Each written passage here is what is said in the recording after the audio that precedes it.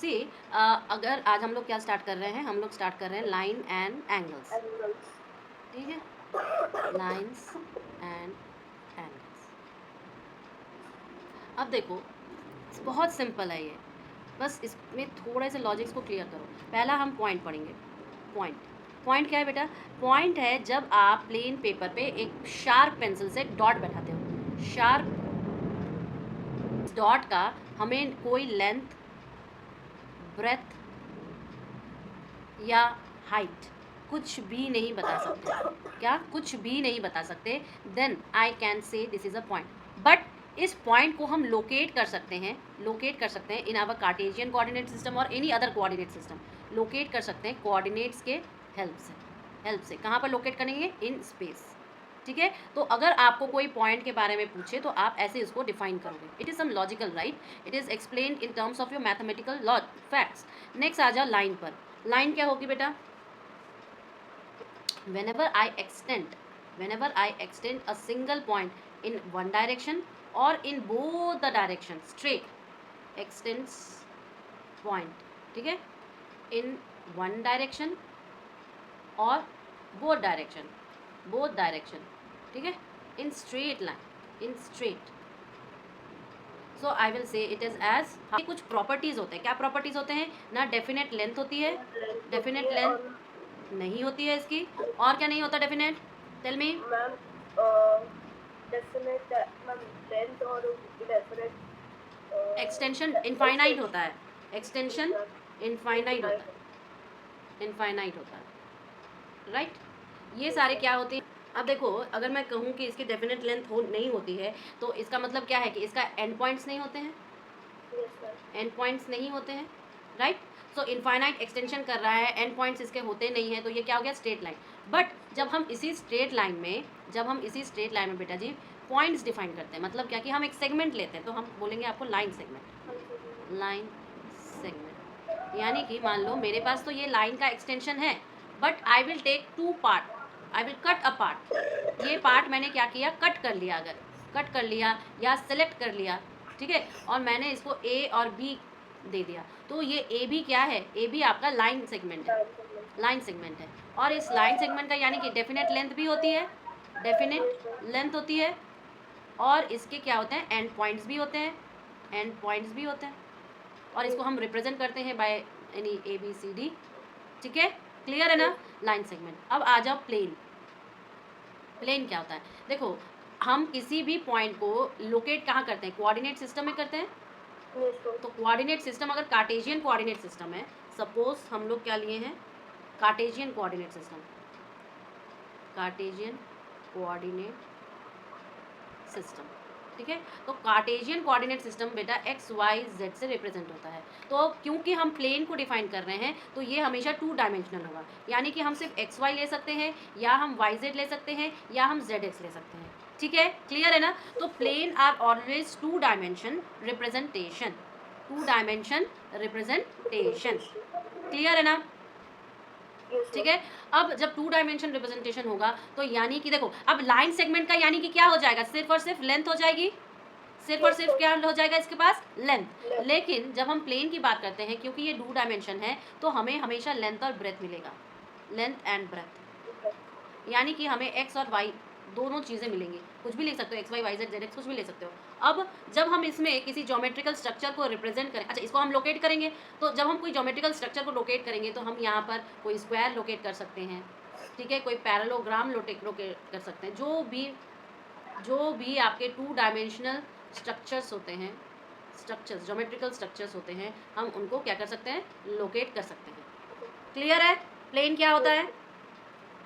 हाँ, प्लेन समझ में आ गया, रे समझ में आ गया। अब एंगल देखो, जब हमारे पास 2 लाइन सेगमेंट्स हो जाएं या 2 रेज हो जाएं, या 2 रे समझ लो, 2 रेज हो जाए और वो एक पॉइंट या वर्टेक्स से जुड़े हैं, एक वर्टेक्स से जॉइंड है, ठीक है। अब जब ये जॉइंड है तो इन दोनों के बीच में ये जो पार्ट है, जो एंगुलर पार्ट है, उसी को क्या कहते हैं? एंगल कहते हैं, क्लियर है?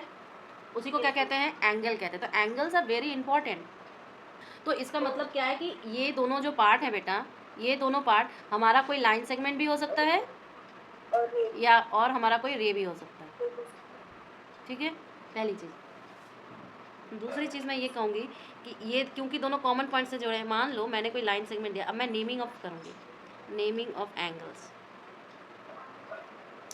कैसे करूँगी नेमिंग ऑफ एंगल? मान लो मेरा लाइन सेगमेंट एक ए और बी है, ये एक जो पॉइंट ए है, पॉइंट ए या आप बोलो वर्टेक्स ए है या कॉमन पॉइंट ए है, ये एक और लाइन सेगमेंट्स यहाँ पर ए सी है उससे जुड़ा है। तो यहाँ पे 2 लाइन सेगमेंट्स कौन से हैं? ए सेगमेंट्स कौन से हैं? ए सी एंड ए बी, राइट।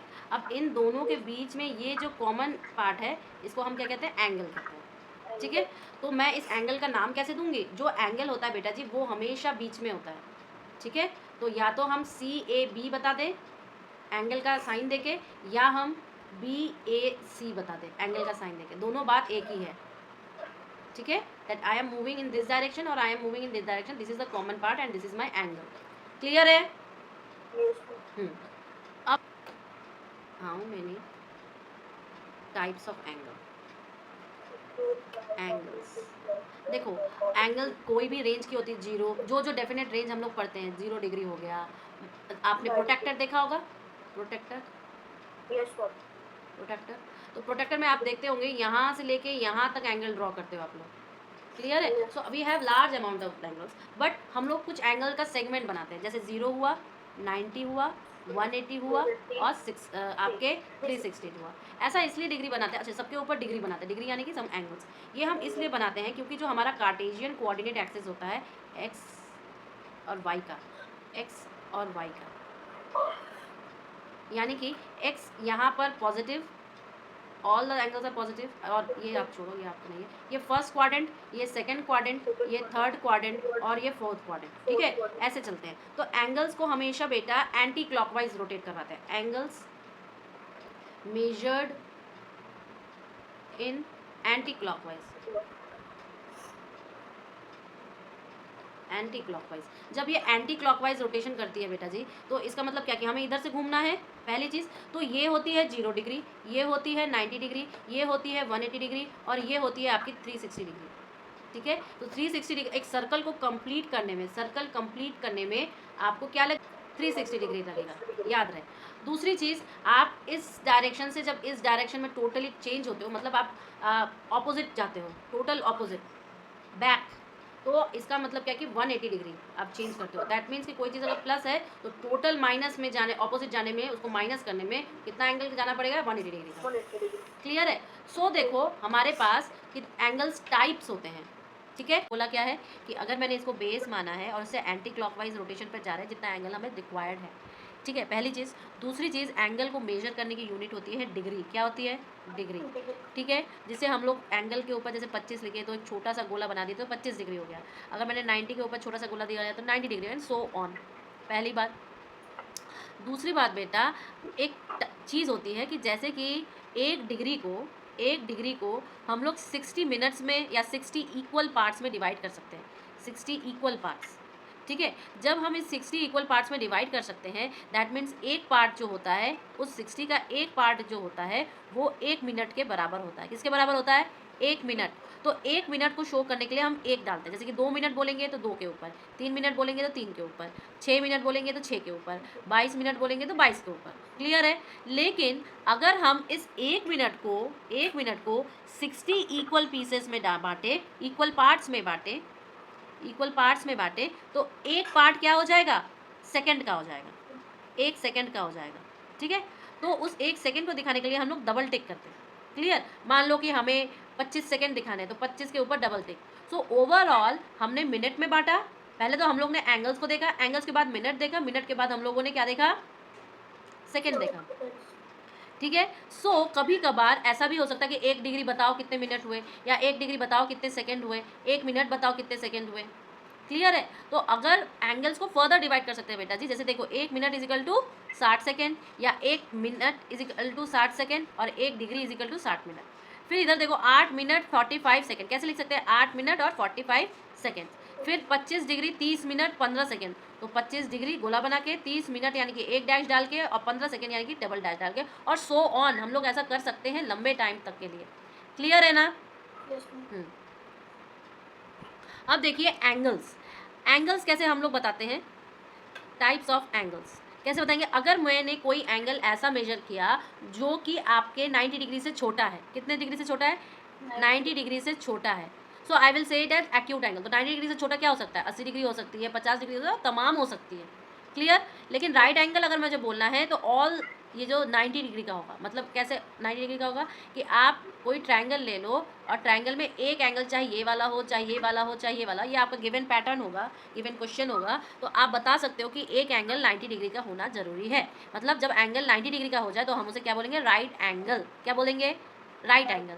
अगर एंगल 90 से लेके 180 के बीच में यानी कि 180 डिग्री के बीच में हो तो हम उसे क्या बोलेंगे, ऑब्ट्यूज एंगल। क्या बोलेंगे, हाँ। स्ट्रेट लाइन कब बोलते हैं बेटा, जब ये 180 डिग्री का एंगल बनाए, यानी कि इधर की रे जो है वो घूमते एंटी क्लॉकवाइज इधर आ जाए वापस, और वो पूरा का पूरा स्ट्रेट लाइन हो जाए, तो वो हम क्या कहेंगे, 180 डिग्री। क्या बोलेंगे, 180 डिग्री। ठीक है। और जब ये 180 डिग्री से लेके 360 मतलब 180 डिग्री से बड़ा हो जाए और 360 से छोटा हो जाए, 360 से छोटा हो जाए, तो हम उसे कहेंगे रिफ्लेक्स एंगल। क्या एंगल, हाँ। तो और 360 हो जाए तो यानी कि पूरा 1 हो गया। जब एंगल 360 डिग्री हो जाए तो वो इक्वल टू 0 हो जाता है। क्यों, क्योंकि हम पूरा सर्कल का राउंड कर लिए ना 360 डिग्री पर, और वापस हम इनिशियल उसी जगह पर आ गए। So I will say at as with, I will say it as 360 degree बोलो या 1 बोलो।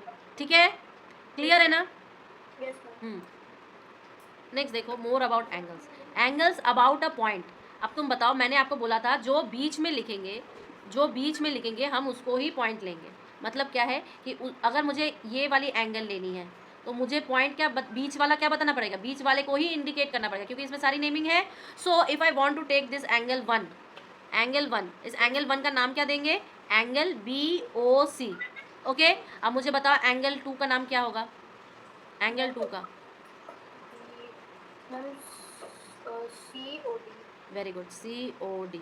यू अंडरस्टैंड ना, कि जिसको बताना होता है वही आपका बीच में होता है। अब अगर मुझे इस एंगल को बताना हो तो क्या होगा बताओ, angle 3,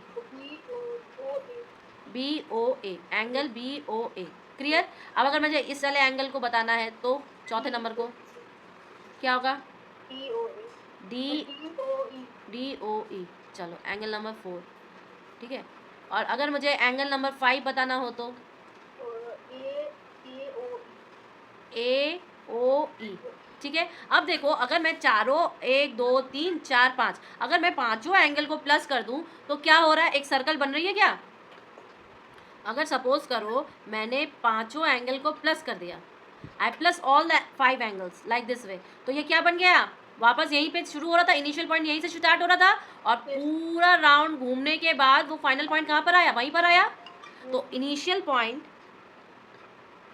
point is same as final point. अभी ठीक है, initial point is same as final point. ठीक है। एंड और पूरा राउंड लिया है, तो इसका मतलब angle 1 plus angle 2 plus angle 3 plus angle 4 plus angle 5 is equal to how many, what is the angle, 360 degree, because it is a complete round. Clear है ना? अच्छा, जब हम ऐसे डायग्राम्स ड्रॉ करते हैं बेटा, तो देखो ये वाले एंगल के लिए हमने यही वाली वर्टेक्स ली है। अच्छा, ये वाली रे और ये वाली रे ली है। क्लियर है? ओके। अब इस एंगल के लिए मैंने यही वाली वर्टेक्स ली है, लेकिन ये वाली रे और ये वाली रे, तो क्या ये वाली रे OB रे मेरी कॉमन नहीं हो गई, कॉमन नहीं हो गई एंगल कौन से के लिए, 3 एंड एंगल 1 के लिए, हो गई ना। तो हम इसे क्या कहेंगे, कॉमन आर्म। क्या कहेंगे, अच्छा। लेकिन हमारा पॉइंट ऑफ वर्टेक्स जो है वो यही है ना, वर्टेक्स तो मेरा कॉमन है, तो हम इसे क्या कहेंगे, कॉमन वर्टेक्स। क्लियर है? हो जाएगा ना, इस चीज़ को याद रख पाओगे? ओके, स्टार्ट करना है।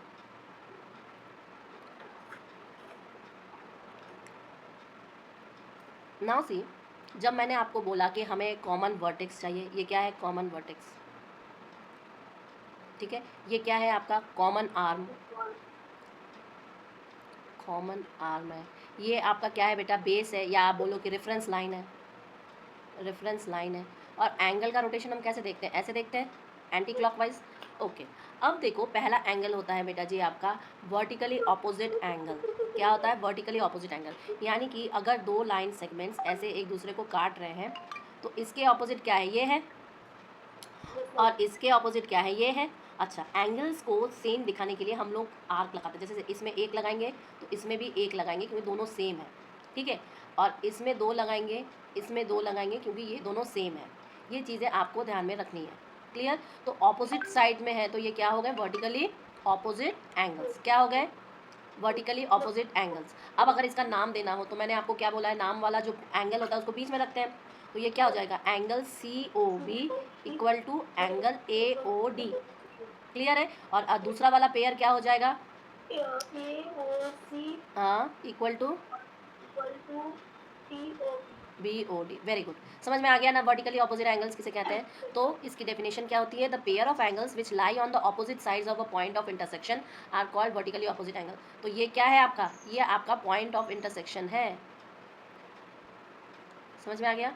इंटरसेक्शन तो यही हो ना, यहीं पर तो इंटरसेक्शन कर रहा है, तो पॉइंट ऑफ इंटरसेक्शन का इसका मतलब क्या है, पॉइंट ओ।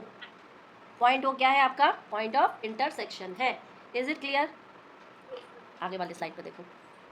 तो वर्टिकली ऑपोजिट एंगल्स क्या होते हैं, हमेशा इक्वल होते हैं, पहली चीज़। लेकिन अगर मान लो कोई रे ओ एक्स है, ठीक है, और वो किसी एंगल पर मिल रही है इस डायरेक्शन में, और साथ में ये जो टोटल बी है वो उसका रिफ्रैक्स एंगल है, ठीक है, इज दिट ओके। जैसे कि मैंने बता रही हूँ आपको, जैसे मान लो ये क्या है, ये ओ एक्स और ओ वाई क्या है, ओ एक्स एंड ओ वाई क्या है बेटा, ये दोनों रेज हैं, रेज हैं, और ये जो ओ है ये क्या है, कॉमन वर्टेक्स है, कॉमन वर्टेक्स है।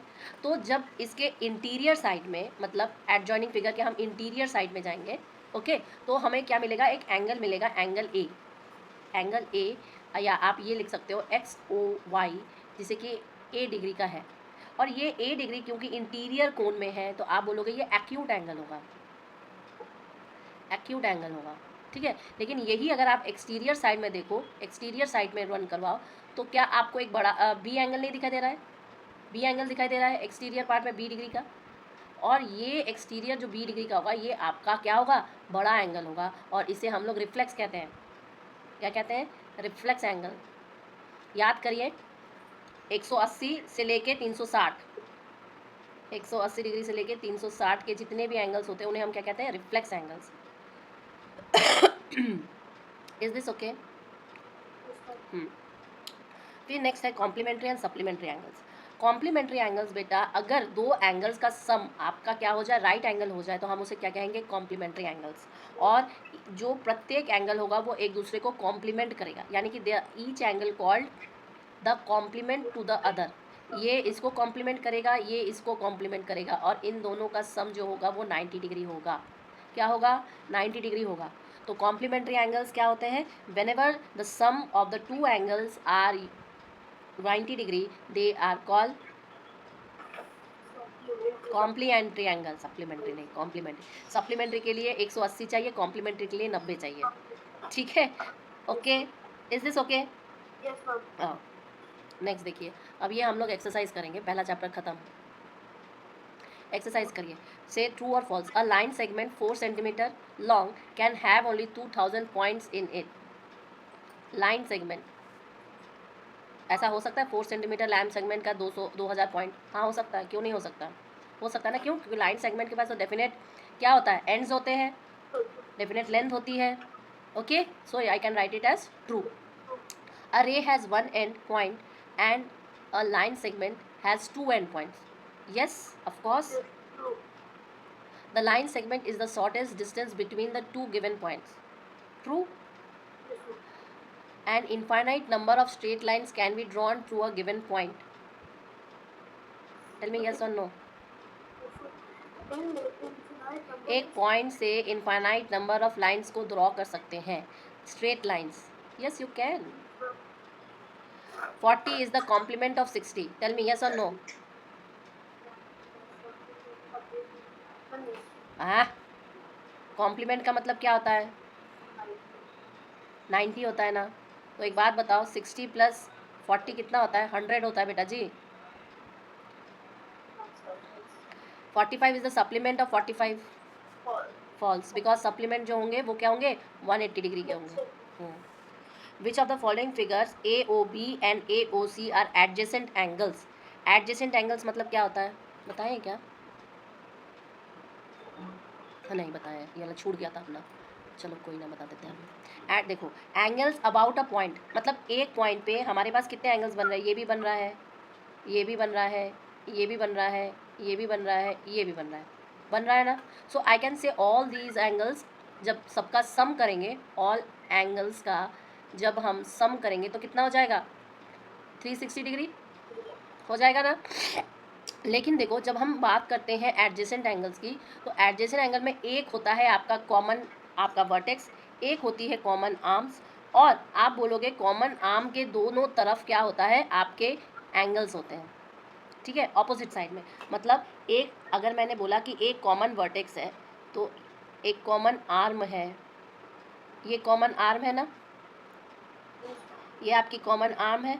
तो ये वाली एंगल और ये वाली एंगल क्या हो जाएंगे आपके, angle 1 and angle 2 are adjacent angles. Clear है. तो एडजेसेंट एंगल्स के लिए कॉमन आर्म और कॉमन वर्टेक्स का होना बहुत ज़रूरी है. क्लियर है. तो अब चलो इस क्वेश्चन को सॉल्व करते हैं.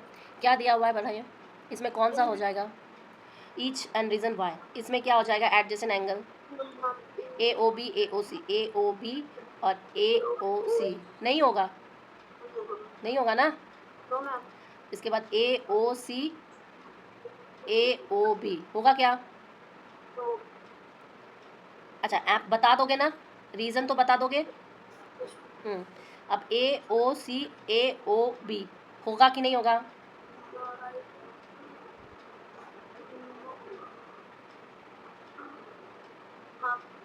होगा ना, मतलब राइट. और ये AOB AOC नहीं होगा. In the given figure AC is a straight line. Find, देखो बेटा जी, कोई प्रॉपर्टीज हम बोल रहे हैं, हमें acute, right angle, obtuse angle, reflex, complementary, adjacent, supplementary सब पता है. ठीक है. तो अगर मैं आपको बोलूँ एक स्ट्रेट लाइन है, तो इस स्ट्रेट लाइन का आपका पॉइंट, मान लो कि ये कॉमन पॉइंट है या कॉमन वर्टेक्स है, कॉमन वर्टेक्स है, तो ये टोटल एंगल यहाँ से जाके यहाँ तक हम लोग मेजर करेंगे, तो ये कितने का होता है, 180 डिग्री का.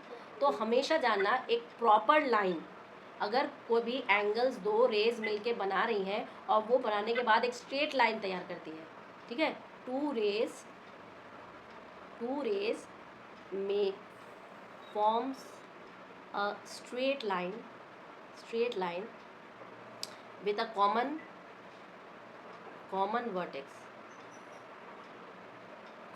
वर्टेक्स.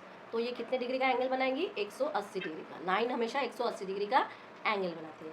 क्लियर है. तो हमारा डायग्राम कैसा है बेटा जी, बताओ. हमारा डायग्राम है एक स्ट्रेट लाइन, और ये इसको ऐसे काट रही है, इट इज़ एट 0. यहाँ पर आपका C है, यहाँ पर आपका A है, और यहाँ पर आपका B है. बोला है ये वाली एंगल जो है वो x डिग्री प्लस 25 डिग्री की है, और ये वाली जो एंगल है वो बोला है 3x प्लस 15 डिग्री की है. ठीक है. तो मुझे कैसे पता चलेगा x की वैल्यू, तो देखो ये एक स्ट्रेट लाइन बना रही है कि नहीं. ठीक है. तो जब ये स्ट्रेट लाइन बना रही है तो ऑब्वियस ही बात है, ये पूरा का पूरा सम कितने का होगा, 180 डिग्री का होगा. Since it is forming a straight line AOC.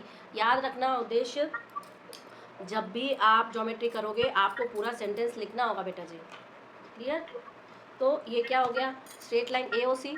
Therefore आप बोलोगे कि BOC प्लस एंगल BOA क्या बनाएगा, 180 डिग्री एंगल. इसलिए आपका x degree plus 25 degree plus 3x degree plus 15 degree क्या बनाएगा, 180 डिग्री बनाएगा. क्लियर. तो यहाँ पर तो ये 4x डिग्री हो जाएगा, और यहाँ पर क्या हो जाएगा, 25 35 40 180 डिग्री. तो 4x is equal to 180 minus 40 कितना होता है, 140 डिग्री. तो x is equal to 140 degree divided by 4 कितना हो जाएगा, 35 डिग्री का. So x is equal to 35 degree. Clear है. x कितने डिग्री का हो जाएगा, 35 डिग्री का. Is this okay to you बेटा. आगे चलना. आगे देखो, in the joining figure if B degree is equal to A degree plus C degree, find the B, find the B. अब आप बताओ, बी निकालना आसान नहीं है? ये और ये तीनों का प्लस कितना होगा? 180 degree. A degree plus B degree plus C degree is equal to your how much? 180 degree. But they are saying B is equal to A plus C, तो बी में ए डिग्री प्लस बी के जगह पे आप A degree plus B degree कर दो, C degree कर दो, plus C degree is equal to your 180 degree. Right? Clear है ना? Yes ma'am. अब मैं क्या कहूँगी इसका मतलब कि twice of A degree plus B C degree is equal to your 180, और I can say A degree plus C degree is equal to 180 minus 2 divided by 2, sorry, तो it will be 90 degree. 90 degree, that means a plus c is your 90 degree. When your a plus c is your 90 degree, that means b degree is equal to what? 90 degree, or b is your right angle triangle. right angle, right angle triangle कहाँ से? right angle है। Clear है? हो जाएगा? अच्छा, एक चीज़ और बतानी है, जब किसी लाइन के ऊपर आप परपेंडिकुलर ड्रॉ करते हो बेटा, तो ये वाली एंगल और ये वाली एंगल क्या हो जाती है? 90 डिग्रीज की हो जाती है। ठीक है, ये क्या किया हमने? अगर कोई लाइन हमारी ए बी है, लाइन ए बी है, इसके ऊपर आप O D is perpendicular to your A B. ठीक है, ड्रॉ किया गया। So your angle D O B is equal to angle DOA and both are is equal to 90 degree. Is this okay? Yes ma'am. हाँ, तो ये